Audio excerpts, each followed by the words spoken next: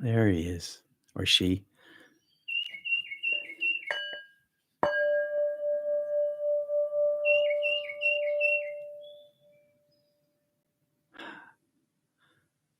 Peace and love, my friends. That's my friend, the tufted titmouse. Peace and welcome. Reincarnation is real. I didn't come to this conclusion through past life regression. I experienced it firsthand during my first near death experience, my NDE. Also, I've never really fully reincarnated into this body. In my experience, my sequence of incarnations, including this one, while simultaneously experiencing myself existing in a higher dimension, well, I'm living in this one. And I experienced me living in all of my incarnations simultaneously. I know that's a bit much. I'll be explaining all of it. I kept this a secret for two reasons. I couldn't figure out how to talk about it. And two, I feared I would be judged insane if I did. I live superpositioned. I'm in two places at once. I feared I'd be judged as insane. So I live in these two places right now. I'm superpositioned between my mortality and heaven. Fortunately for me, after decades of struggle, I have integrated, but it took me a long time and I had to learn how to do it. It's not anywhere as jarring as it used to be when I was completely separated, superpositioned, but also bifurcated. A really distinct lower, and a really distinct higher self living in one mortal body. Now, my higher self never fully enters my lower body. Like I said, I'll explain all of this and more. Hello, and thanks for bearing with me this morning, and thanks for being here live and by recording. And my teleprompter's not quite working, so you're seeing my finger all the time. So please let me know your comments and your thoughts, all of them, including production comments, in the chat or in the comments. So hello, my friends. And let's take a breath to settle in. And then we're going to start with Billy Fingers. Just a couple of breaths.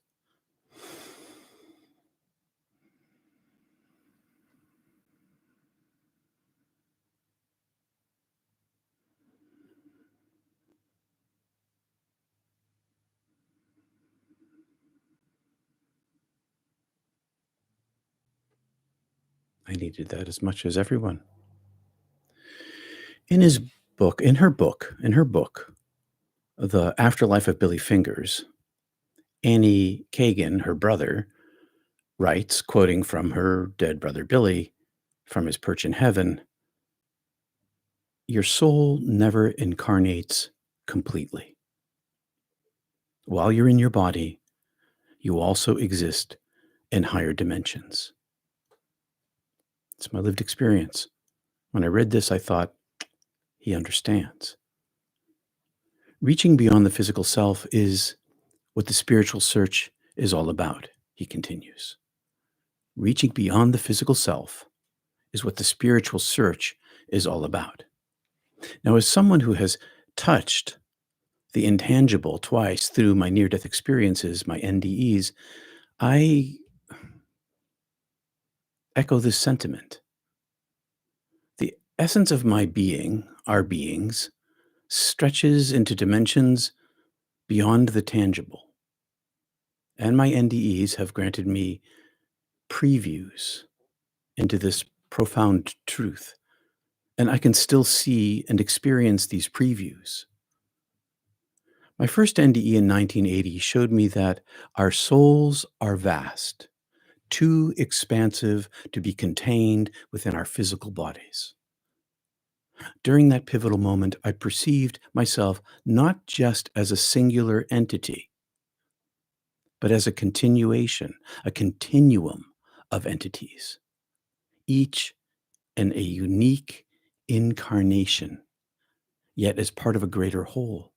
When I saw my reincarnations, I was the one above all of them, And yet somehow part of me was in them too, because I am this soul. I experience that vastness now. My experience as a human being echoes my near death experience. There's an echo here from it. After my first NDE in 1980, most of me didn't come back. I lived in two worlds simultaneously, above and below, with two points of view. Most of me didn't come back, hasn't, won't, can't. My physical form is too frail, too small, too weak.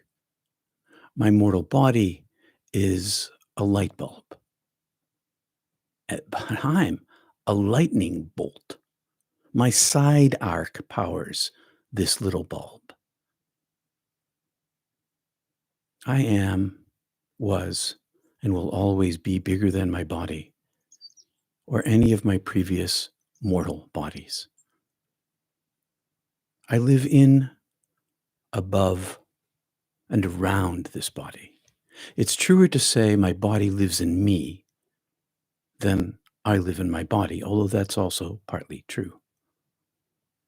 I am a soul who has a body, my spiritual being, incarnating in a human being, as Kierkegaard talks about.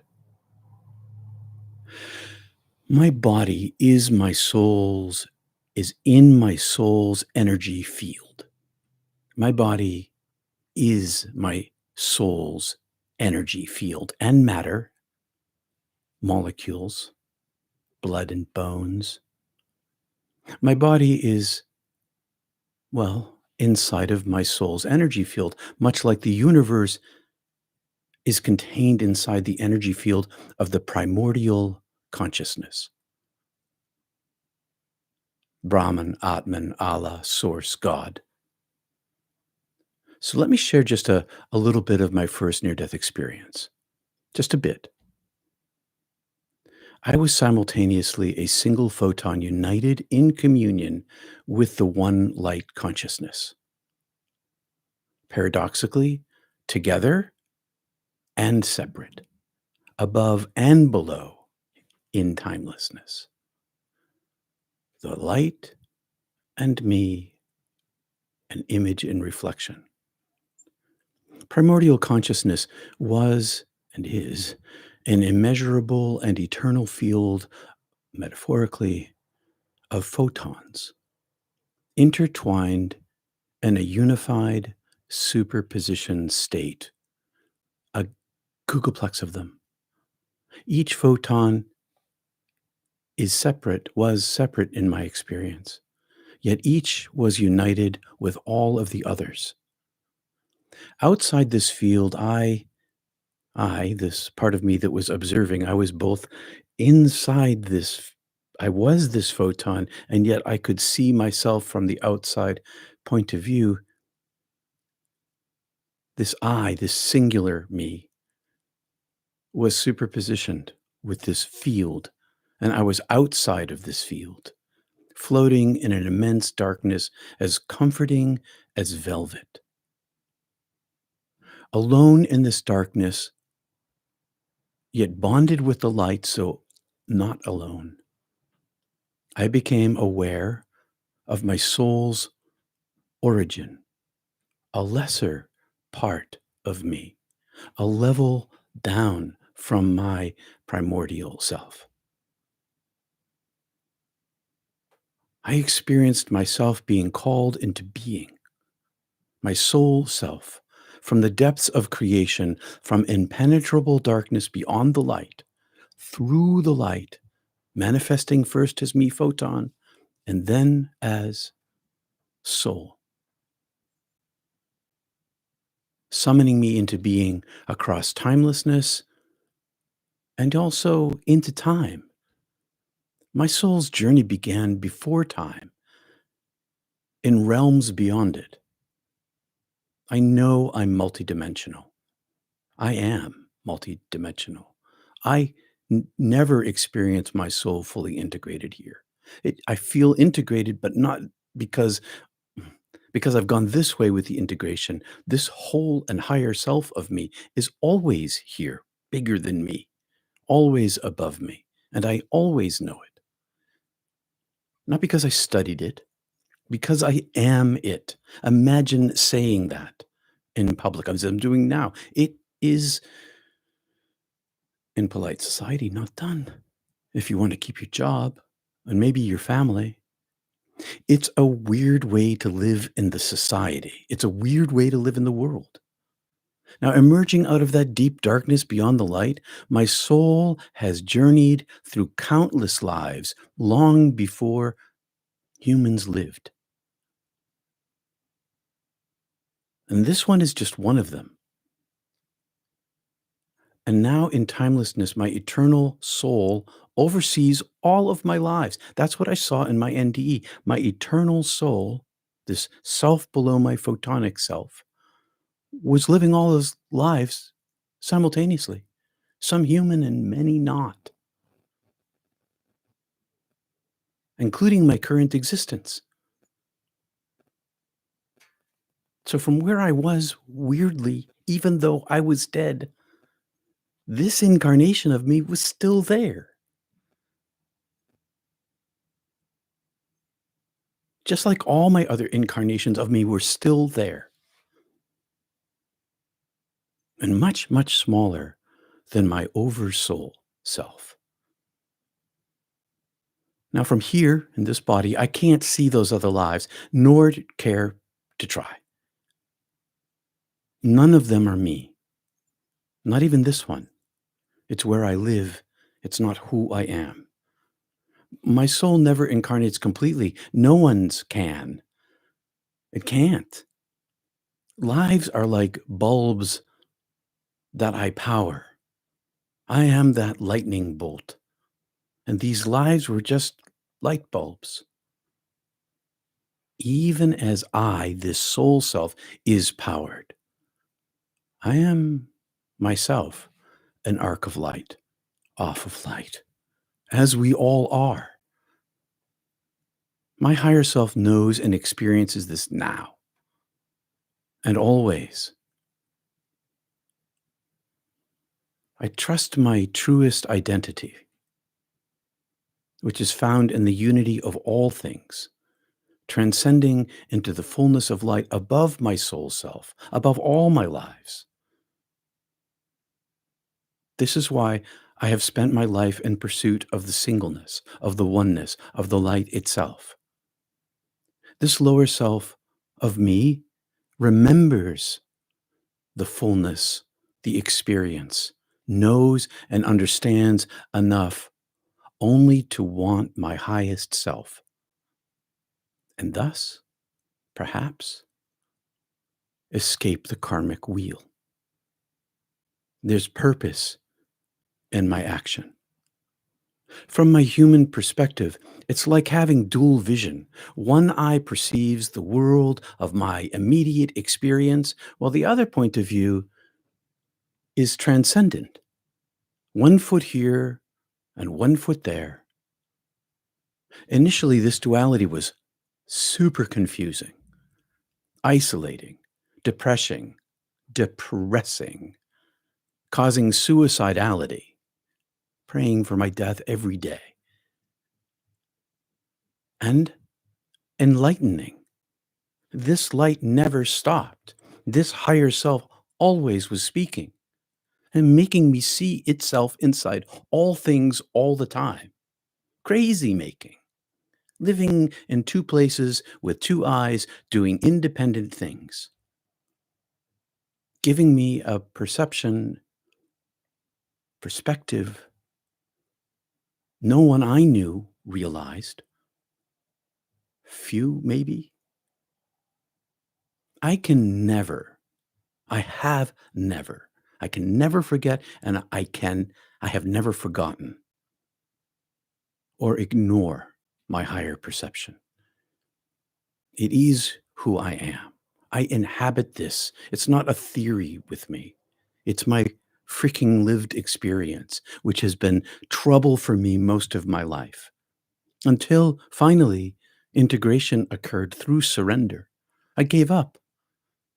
I can never forget or ignore my higher perception. It is who I am. And to function in the world, I worked my practices for decades because teachers said, this is how you do it.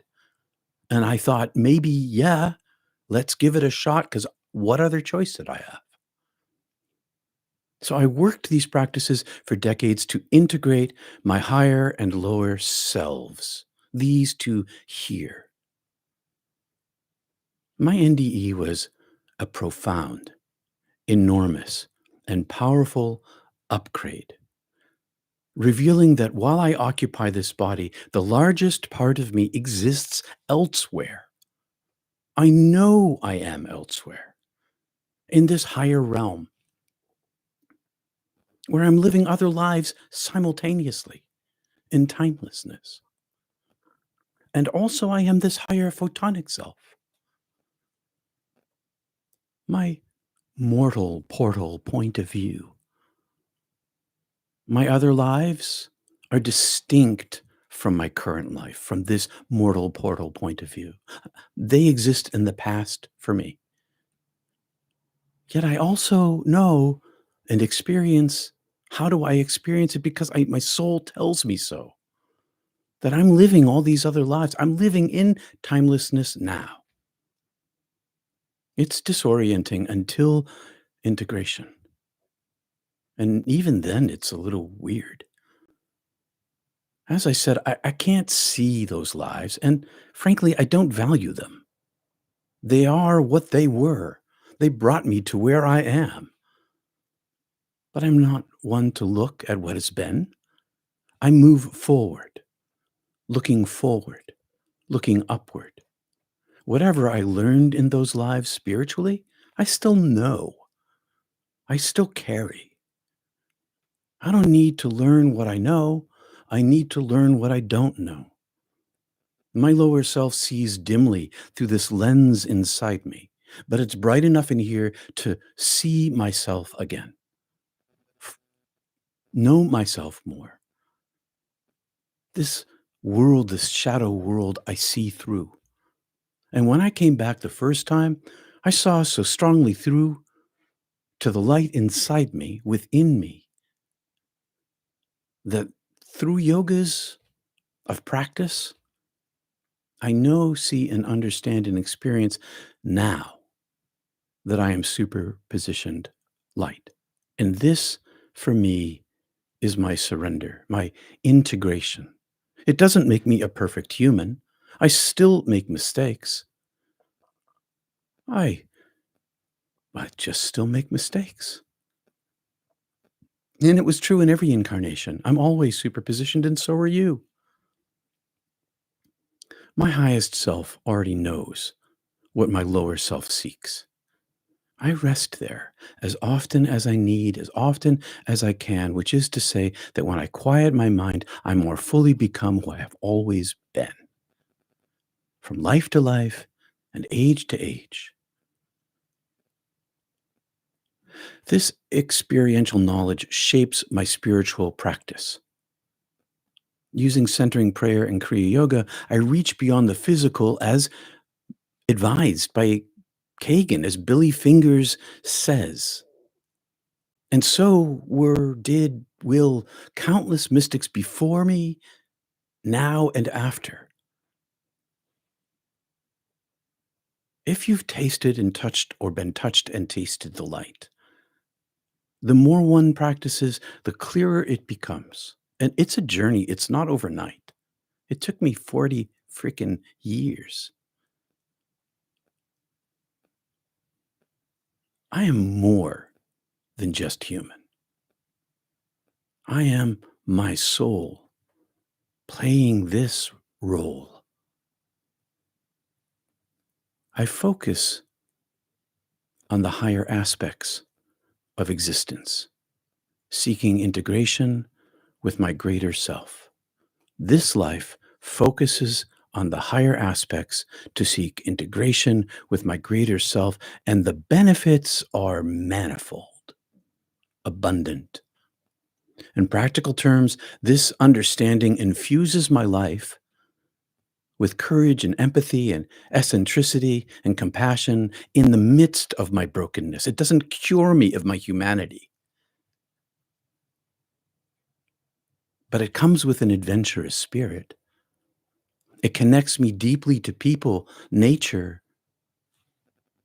tough to titmice, and beauty, enabling me to see more clearly the inner light of all things. This perspective of non attachment paradoxically fuels my heartfelt love for the world around me. I'm not the perfection of the unconditional love. I am merely a flawed vessel living in the material world, just like everybody else.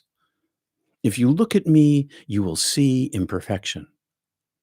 I had some this morning in public again.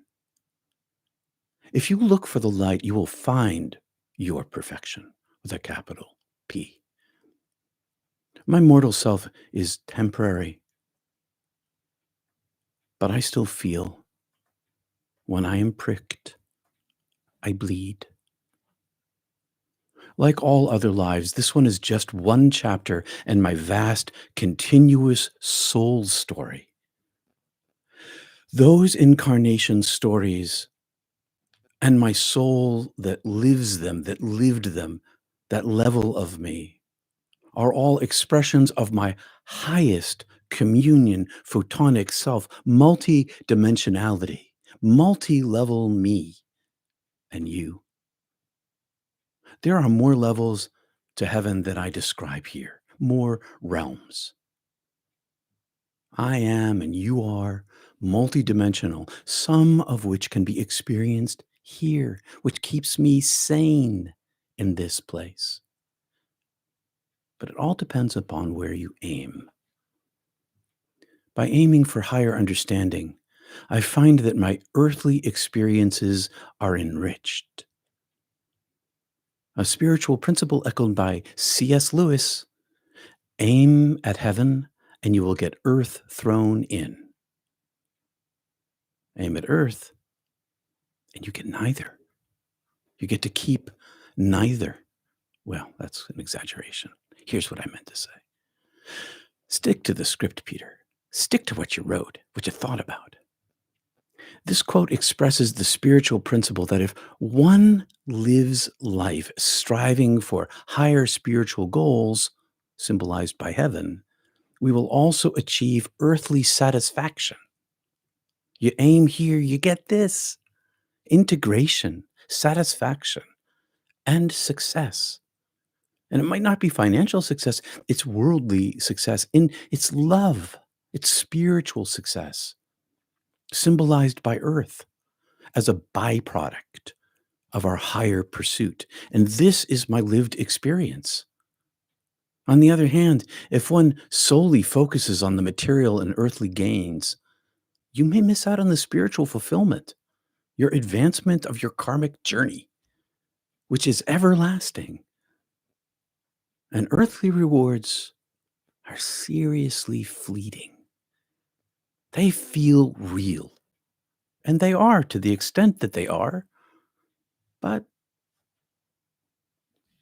they pass away. And while chasing materialistic goals, which we all do, I do too, you gotta live in the world, pay your mortgage, pay your rent, whatever you're doing. While chasing materialistic goals, I encourage you to live with a higher purpose. Aim with integrity, love, and altruism in the world. This is being a mystical monk in the world. Being contemplative while living in the world, being mystical while living in the world. I didn't have to do this. I could have been a monk. I chose this way because there's so many of us who can and so few who become monks in a monastery. And I have found that one's life becomes enriched and eternally connected. Don't expect personal perfection. We all fail to live with compassion at times. And when we do, we simply resolve to do better next time. We move forward. Only the light is perfection with a capital P. And it lives in us, above us, around us, and is us. During my first NDE, I experienced reincarnation. I entered into them, living as others. I walked in leather sandals on ancient roads, conversed in foreign tongues, and even experienced existence as a creature of pure instinct. First and second ones I experienced. Each life of countless lives has been a vessel for my soul, a temporary form like an embodied app running on a much larger code from heaven. Reincarnation and my souls existing across multiple dimensions, it's not a concept for me, it's a lived reality. And for most of my life, I said nothing about it. I lived in the world as a flawed human being, as I still am, as I still do, but now I've maybe learned to talk about the unspeakable. My higher life is an unending journey where my soul never fully incarnates into the worlds. My soul me is even my soul me. My bodies are filters, but my soul me is also a filter, a reduction of my highest photonic self, multidimensionality. This is the spiritual search that Billy Fingers and now I speak of. It's the quest to understand that we are larger than our bodily selves, larger than our earthly bounds, a journey that unfolds with each passing moment and is enhanced through spiritual disciplines. Karma yoga, Raja yoga, Jnana yoga, Bhakti yoga, Kriya yoga, centering prayer. Some practice exterior to the world and interior to yourself. I'm not seeking my past lives. I seek communion with the part of me above those lives, including this one. I identify as my soul, genderless soul, bodiless soul, and find freedom and liberation there, even while living in this beautiful hellscape as a flawed mortal being. Who are you? Who are you? Thanks for spending time with me this morning, either live or by recording. Your support keeps Mysticism Not Church alive, and I thank you very much. And thanks for all the birthday gifts. It's tomorrow. Going to go see Randy Rainbow with my wife on Thursday night. Thanks to you all. It's such a treat. It's going to be funny. And so from the bottom of my funny bone, thank you. Visit peterpanagore.love, love, peterpanagore.love, like and subscribe. We're almost at 15,000 subscribers. If 11 people do today, I'll hit 15,000. We'll hit that as a community. Join us in a moment for Mystic Tea Salon. We're a minute late to continue the conversation. You can find the link in the show notes. I look at the chat. I'll take a quick look at the chat, but we're late for Mystic Tea. Good morning, everybody. Let's see. A big thank you for this message. You're welcome, Sazusa. Thank you, everybody. So we begin a new year. For the past 3 years, I've been preparing to begin to talk about the things that I can't talk about until we had a common understanding. And now that we've developed common understanding, we're going to be delving more and more into the depths of similar subjects like what I talked about today. Peace and love. See you in a few minutes. Thank you for being here.